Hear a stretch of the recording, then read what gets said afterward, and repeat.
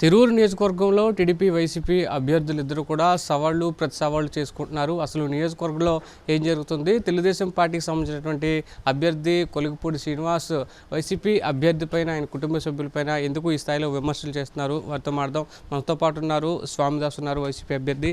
Sir, ఏం జరుగుతుంది అసలు? ఎలక్షన్కి ముందే ఈ స్థాయిలో మీ పైన, మీ కుటుంబ సభ్యులపైన ఇక్కడ టీడీపీ అభ్యర్థి ఎందుకు ఈ స్థాయిలో విమర్శలు చేస్తున్నారు? ఇప్పుడు కొంతమంది కొత్త పక్షులు వస్తూ ఉంటాయి సీజనల్గా. ఈ ఎలక్షన్ వచ్చినాయి. ఆ ఎలక్షన్లో మరి ఏం జరిగిందో తెలియదు. టీడీపీలో గుంటూరు జిల్లా నుంచి ఎక్కడో ఊరు నాకు తెలియదు పర్టికులర్గా, అతన్ని తీసుకొచ్చి ఇక్కడ పెట్టారు. అతను ఇక్కడ కార్యకర్తలకి ఎవరికి కూడా తెలియదు, వాళ్ళ కార్యకర్తలకే తెలియదు. వాళ్ళకి అసలు చెప్పి చేసే అలవాటు లేదు ఆయన చంద్రబాబు నాయుడు గారికి, వాళ్ళ అబ్బాయికి కూడా ఎవరికి చెప్పరు వాళ్ళు చేసేది కూడా. మరి ఆ విధంగానే తీసుకొచ్చి ఉంటారు. వాళ్ళంతా కూడా రిజెక్ట్ కాబడ్డాడు వాళ్ళ నాయకుల ద్వారానే. మరి ఇక్కడ ఏదో ఆయన తెలియాలని నా మీద విమర్శలు చేస్తే, సుధారాణి మీద, స్వామిదాస్ మీద విమర్శలు చేస్తే, అట్లయినా నేను పాపులర్ అవ్వచ్చని చేస్తున్నటువంటి కార్యక్రమం. సార్, మహిళలపైన కూడా ఉపయోగించుకొని కొన్ని పదాలు వాడుతున్నారు. బందిపోట్లని కావచ్చు, ఇంకొంచెం నీచమైన భాష కూడా, ఒక లాంగ్వేజ్ కూడా వాడుతున్నట్టు పరిస్థితుంది. ఏం చెప్తారు మీరు? 30 ఏళ్ళుగా నా ప్రక్కన ఉన్న నాయకులు ఇప్పుడు ఆయన ప్రక్కన ఉన్నారు. వాళ్ళలో ఏ ఒక్కరినైనా నన్ను క్వశ్చన్ చేయమనండి, ఏ ఒక్కరైనా ఆరోపణ చేయమనండి, వాళ్ళకి నేను సమాధానం చెప్తే. కానీ ఈ కొత్త భిక్షగాడికి పొద్దురగడాడు. కొత్త భిక్షగాడండి. ఏదో అంటారు చూసిన కుక్క జోలికి పోయి చక్కదనం పోద్దని. మాది తెరచిన పుస్తకం. ప్రజా జీవితంలో ఉన్నాం మేమిద్దరం కూడా గెస్టెడ్ ఆఫీసర్స్. రిజైన్ చేసి ఎన్టీఆర్ పిలుపు మేరకు నేను వచ్చాను. చంద్రబాబు నాయుడు గారి పిలుపు, ఆ రోజు జిల్లా పరిషత్ మంచి చదువుకున్నటువంటి వాళ్ళు కావాలని చెప్పి ఆయన తీసుకొచ్చి సుధారాణి గారిని ప్రపోజ్ చేశాడు. మేము కూడా ప్రజా జీవితంలో ఇష్టమై ఇద్దరం ఆలోచన సార్లు ఒకటే కాబట్టి ఆ విధంగా మేము ప్రజా జీవితంలోకి వచ్చాం. మేము ఎప్పుడూ మాకై మేము ఏదో బ్లాక్మెయిల్ చేసో లేకుంటే ఇంకోటి చేసో టికెట్లు తెచ్చుకునే వాళ్ళం కాదు. ఆ రోజు స్వర్గీయ ఎన్టీ రామారావు గారు నా విద్యార్థి జీవితాన్ని, నా యొక్క నాయకత్వ లక్షణాలని, నాలో ఉన్న కమిట్మెంట్ని అన్నీ చూసి నాకు ఆయన పిలిచి సీట్ ఇచ్చినటువంటి అంశమే. ఈరోజు జగన్మోహన్ రెడ్డి గారు కూడా నేను ఏదైతే మరి నా ప్రజాసేవ, నా హిస్టరీ, కమిట్మెంటు ఇదంతా చూసి ఆయన పిలిచారు. దాసన్న కలిసి పనిచేద్దామని. ఆ విధంగా మేము మరి ఈరోజు ప్రజాసేవలో కొనసాగేవాళ్ళం. ఈ తిరువురు నియోజకవర్గంలో మా నేటివ్, మా తాతల తండ్రుల గడ్డ ఇది.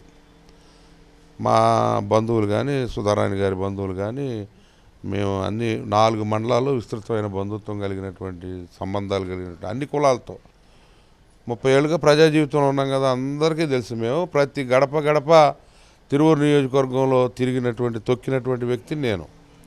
ఈయన అసలు ఒక విలేజ్లో ఎల్లలు తెలియవు. ఈయన వచ్చి మమ్మల్ని విమర్శించుకుంటూ, మా ప్రక్కన 30 ఏళ్ళు పనిచేసినటువంటి నాయకులు ఒక్క అవినీతి ఆరోపణ కూడా లేకోకుండా నేను బయటకు వచ్చానంటే వాళ్ళు నన్ను విమర్శించడానికి కూడా వాళ్ళు సాహసించరు. ఎందుకంటే వాళ్ళకి తెలుసు ఇప్పుడు మేము we are responsible for God, not man. ఇతనికి ఎందుకంటే జవాబుదారీతనంగా మేము అతనికి కాదు కదా. మా ఆత్మసాక్షి తెలుసు. మేము త్యాగం చేసాం. మా గెస్టెడ్ ఆఫీసర్ల ఉద్యోగం. ఈరోజు మేము స్టేట్ ఆఫీసర్లుగా ఉండేవాళ్ళం. ఇద్దరం కూడా స్టేట్ ఆఫీసర్లుగా ఉండేవాళ్ళం. మమ్మల్ని చూసి చాలామంది ఈ ఒక దళిత కుటుంబంలో ఉద్యోగమే చాలా ముఖ్యం, కానీ మేము ఆ రోజుల్లో ప్రజాసేవ చేయాలని కమిట్మెంట్తో వచ్చాము. నేను విద్యార్థి దశ నుంచి కూడా నేను ఒక కమిట్మెంట్తో బ్రతికినటువంటి వాడిని. ఇతను అసలు మాకు లెక్కలో కాదు, మా ప్రత్యర్థి కూడా కాదు. అతను ఏదో అవాకులు చవాకులు పోయినంత మాత్రాన మాకు అవసరం లేదు. అతనికి సమాధానం చెప్పాల్సిన అవసరం లేదు. ఏనుగు దాన్ని పోతుంటే కుక్కలు ఎన్నో మరుగుతాయి. ఈ తెలుగు సామెతలు ఉంటావు బొట్ల ఏమండి. అందుకని దాని గురించి ఏం లేదు. మా కార్యకర్తలు కొంతమంది ఉద్రేకపడ్డారు.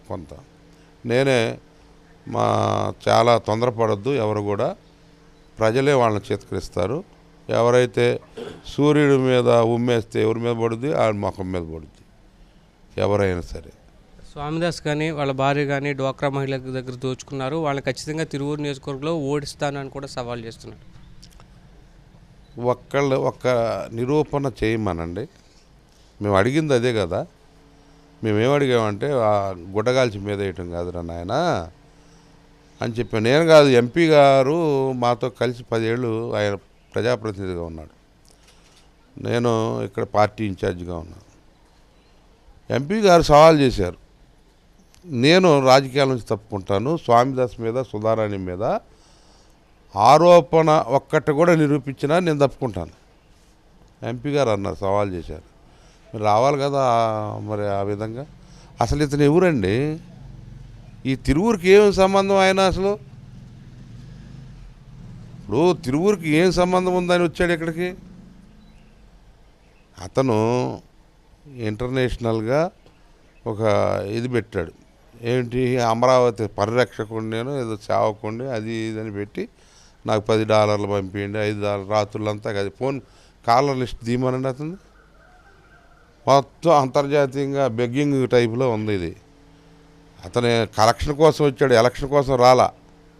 కలెక్షన్ చేసుకుని ఆయన హైదరాబాదు, ఎప్పుడో పూర్వంలో మరి అక్కడ అమరావతి ప్రాంతం అని అంటారు. మాకు తెలియదు ఆయన గురించి హిస్టరీ, మాకు అవసరం లేదు అతని గురించి. ఇక్కడ ఎప్పుడైతే కొలుకుపూడి శ్రీనివాసన్ టీడీపీ అభ్యర్థిగా ప్రకటించారో అతను వచ్చిన తర్వాత నియోజకవర్గ పరిస్థితులు ఎలా ఉన్నాయి? నియోజకవర్గాన్ని ప్రభావితం చేయాలనిపిస్తుంది? అసలు వాళ్ళ నాయకులే మా నెత్తి మీద ఈయన తీసుకొచ్చి పెట్టారు అని తిట్టుకుంటా ఉన్నారు. అలా అతను కూడా మరి ఏదో ఆ నాయకులు కూడా, నాకేంటి 30 ఏళ్ళ ఫ్రెండ్షిప్ ఉంది, మంచితనం ఉంది, అందరూ మాట్లాడుతుంటారు, ఫ్రెండ్లీగా మాట్లాడుతుంటారు, ఫోన్లు చేస్తూ ఉంటారు, చాలా విషయాలు చెప్తున్నారు. అవన్నీ వాళ్ళ ఇంటర్నల్ మ్యాటర్ మనకెందుకులే. కానీ నేను మటుకి ప్రత్యర్థిగా భావించట్లే అతన్ని.